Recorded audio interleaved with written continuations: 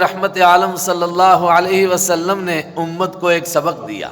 فرمایا جب بھی دنیا کے اعتبار سے دیکھنا ہو تو اپنے سے کمزور کو دیکھو، مال کے اعتبار سے اپنے سے کمزور کو دیکھو گے شکر کے جذبات پیدا ہوں گے،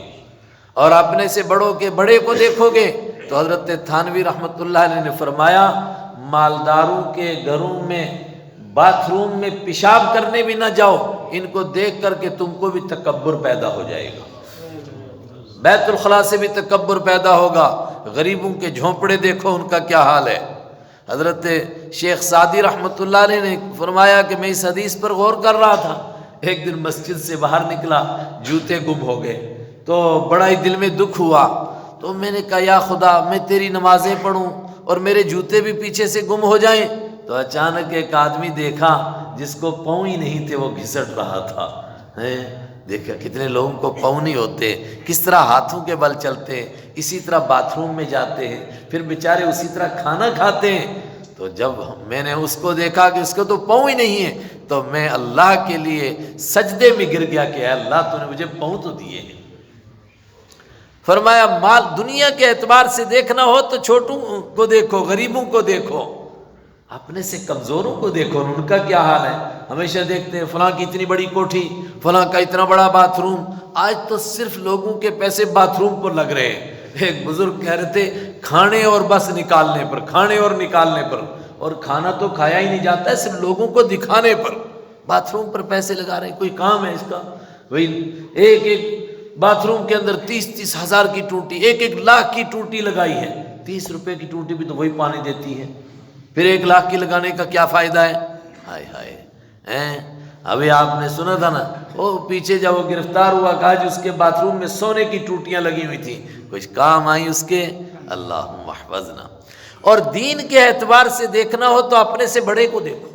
یہ مت سوچو کہ دیکھو میں تو فجر کی نماز تو کم سے کم پڑھتا ہوں اور فلاں تو ہے وہ فجر کی بھی نہیں پڑھتا ہے، اور کوئی کہے کہ چلو میں ظہر کی پڑھ لیتا ہوں، فجر میں تو اٹھتا ہی نہیں ہوں میں، چونکہ رات 2 بجے سوتا ہوں تو پھر کہاں ظہر تک آنکھ کھلتی ہے، ظہر کے وقت جاگتا ہوں،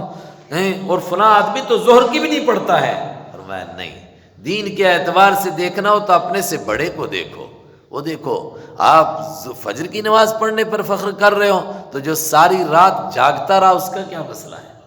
اس کو کیا دیکھ رہے، اس کو نہیں دیکھتے ہو۔ دین کے اعتبار سے دیکھنا ہو تو اپنے سے بڑے کو دیکھو۔ فرمایا اگر تم کو یہ دیکھنا ہو کہ اللہ کے دین کو قبول کرنے کے بعد انسان کے تعلق دوسروں کے ساتھ کیسے ہونے چاہیے تو ابراہیم علیہ السلام کو دیکھو، تنے تنہا وزیر کے بیٹے ہیں، اللہ اکبر، اکیلے ایمان والے ہیں پورے عراق کے اندر، اور پوری قوم بے دین ہے، صرف ان کی اہلیہ حضرت سارہ ایمان لائی ہیں اور حضرت لوط علیہ السلام ایمان لائے ہیں، اس کے علاوہ پورا ملک کافروں کا ہے۔ لیکن ابراہیم علیہ السلام کیا ان کے کفر کے ساتھ سمجھوتا کرتے؟ کیا ان سے ڈر کر کے کہا ہو کہ چلو میں بھی تمہاری طرح بن جاتا ہوں؟ جی بڑا حالات بڑے خراب ہے، مفتی صاحب آپ کو نہیں پتہ ہے آج کل کون سنتوں پر عمل کر سکتا ہے؟ فرمایا وہ دیکھو ابراہیم علیہ السلام کر سکتے ہیں۔ قد کانت لکم اسوۃ حسنۃ فی ابراہیم، تمہارے لیے حضرت ابراہیم علیہ السلام میں بہترین نمونہ ہے، والذین معہ، اور جو ان کے ساتھ ایمان لائے تھے ان کو دیکھو، ان کو اپنے لیے نمونہ بناؤ، ان کو اپنے لیے آئیڈیل بناؤ۔ اذ قالوا، اس منظر کو تو یاد کرو جب انہوں نے کہا تھا لقومہم، اپنی قوم سے، انا براء منکم، ہم تم سب سے بری ہیں، بھاڑ میں جائے برادری، ہمیں نہیں کچھ لینا دینا تم سے،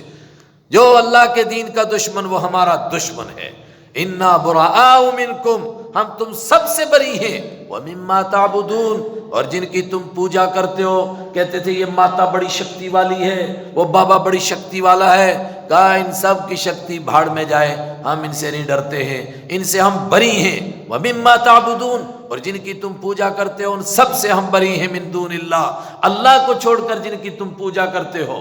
بات پوری ہو گئی، لیکن اتنے پر نہیں، وَكَفَرْنَا بِكُمْ، اور ہم نے انکار کر دیا ہے تمہارا، ہم تمہارے ساتھ نہیں نبھ سکتے ہیں۔ وَبَدَا بَيْنَنَا،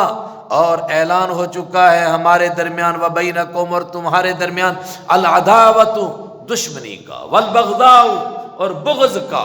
ظاہر ہو چکی ہے دشمنی اور بغض، اِلَى حَدٍّ، کہاں تک، ابدا، ہمیشہ کے لیے، حتی تؤمنوا باللہ وحدہ، یہاں تک کہ تم اکیلے اللہ کو مان لو۔ جب تک اس تنہا اللہ کو نہ مانو ہماری تمہاری دوستی نہیں چل سکتی ہے۔ کیسے دوست بنائے تم کو؟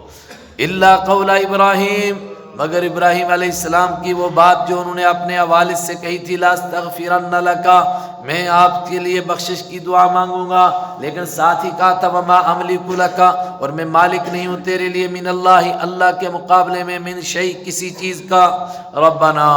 اے ہمارے رب، علیک توکلنا، تجھ پر ہی ہم نے بھروسہ کیا، وَإِلَيْكَ عَرَبْنَا، اور تیری طرف ہی ہم متوجہ ہو گئے، وَإِلَيْكَ الْمَصِيرُ، اور تیرے پاس ہی لوٹ کر جانا ہے۔ انسان کو اگر دیکھنا ہو کہ کس طرح دیندار بننا ہے، فرمایا یہ ابراہیم علیہ السلام تمہارے سامنے ہے، ان کے جیسے بنو۔